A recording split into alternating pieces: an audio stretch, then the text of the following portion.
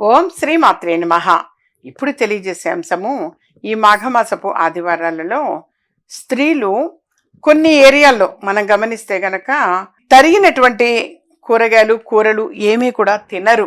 దీనికి సంబంధించి కూడా ఒక కథ అనేది ఉన్నది. యథార్థంగా మాఘమాసంలో వచ్చేటువంటి మరి ఈ ఆదివారాలన్నీ కూడా ఎంతో పవిత్రమైనవి, పుణ్యప్రదమైనటువంటివి.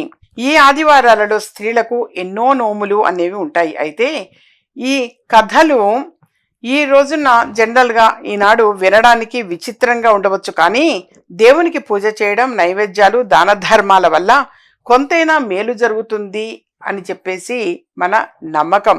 అయితే ఈ ఆదివారాలు స్త్రీలు తరిగిన కూరలు కూరగాయలు ఏవి కూడా తినరు. దాని వెనుక ఉన్నటువంటి రహస్యం కథ ఏమిటి అనంటే, ఒక రాజు కూతురు మంత్రి కూతురు తరగని ఆదివారాల నోము పట్టారు. మంత్రి కూతురు ఎంతో శ్రద్ధతో భక్తితో నోము నోచుకునేది. రాజు కూతురు శ్రద్ధ భక్తి లేక తరిగిన కూరలు తిని వ్రతోల్లంఘనం చేసింది. కొన్నాళ్ళు గడిచేసరికి మంత్రి కూతురికి సిరి సంపదలు పొంగి చక్కని ఆరోగ్యవంతులైన 13 సంతానం కలిగి సుఖ సంతోషాలు సమకూరాయి. రాజు కూతురికి పుట్టిన పిల్లలు చనిపోతూ గర్భశోకం కలుగుతూ వస్తోంది. క్రమంగా ఆమెకు మంత్రి కుమార్తెపై అసూయ అనేది పెరిగింది. ఒకనాడు మంత్రి కుమార్తె పిల్లలను తన ఇంటికి పిలిచి వారి తలలను తెగనరికి ఒక పెట్టెలో పెట్టి వారి ఇంటికి పంపించేసింది. పార్వతీదేవి 13 పిల్లలను తెచ్చి మంత్రి కూతురు ఇంట దిగబెట్టి వెళ్ళిపోయింది. పిల్లలు భోజనాలు చేస్తుండగానే రాజకుమార్తె పంపిన పెట్టె వచ్చింది.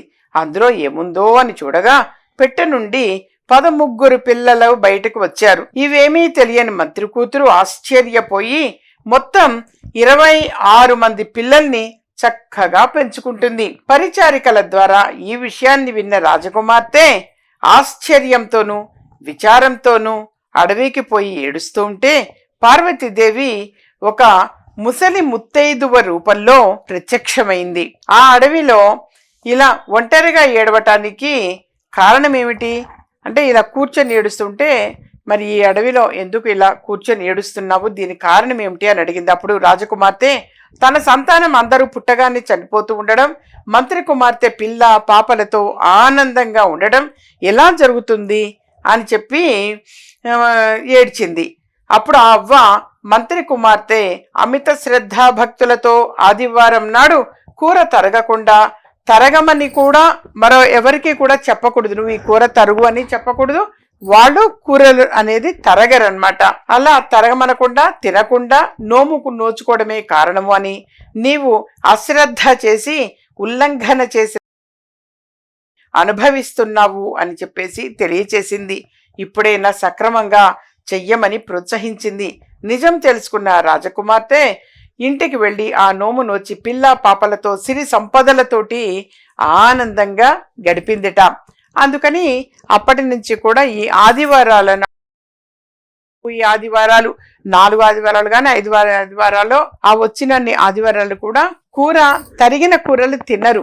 మరొకరిని ఈ కూరగాయలు తరుగు అని చెప్పేసి కూడా అనరు. ఆ విధంగా శ్రద్ధ భక్తితో పూజ చేయటం వలన పిల్ల పాపలతోటి సిరి సంపదలతోటి చక్కగా ఉంటారు అని చెప్పేసి ఆ రోజు నుంచి కూడా ఆదివారం నాడు తినటము అనేది జరగట్లేదు. ఇది ఈ కథలో ఉన్నటువంటిది.